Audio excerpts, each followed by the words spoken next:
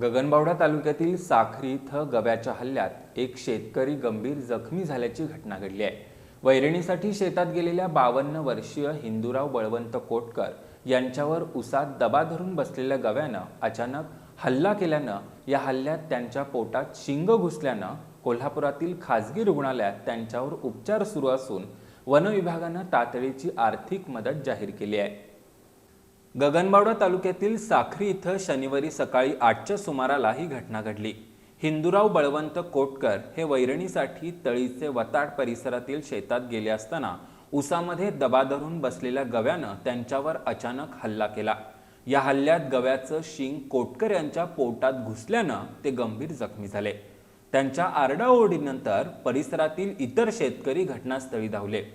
गंभीर दुखापतीमुळे त्यांना चालत येत नसल्यानं शेतकऱ्यांनी माचाणासाठी वापरल्या जाणाऱ्या लाकडी शिडीवर झोपून गावापर्यंत आणल्याचं सांगितलं। या घटनेची माहिती मिळताच वनपरिक्षेत्र अधिकारी अशोक राऊत आणि वनरक्षक सूर्यकांत गुरव यांनी घटनास्थळी धाव घेतली। कुटुंबियांच्या मदतीनं जखमी हिंदूराव कोटकर यांना उपचारासाठी कोल्हापुरातील एका खासगी रुग्णालयात दाखल करण्यात आले। दरम्यान वन विभागानं तातडीची मदत म्हणून जखमी शेतकऱ्याला 1 लाख रुपयांची आर्थिक मदत दिली आहे। या घटनेनंतर साखरी परिसरातील शेतकऱ्यांमध्ये भीतीचं वातावरण निर्माण झालं असून वन्य प्राण्यांचा वाढता वावर रोखण्यासाठी प्रभावी उपाययोजना करण्याची मागणी नागरिकांमधून होतीये।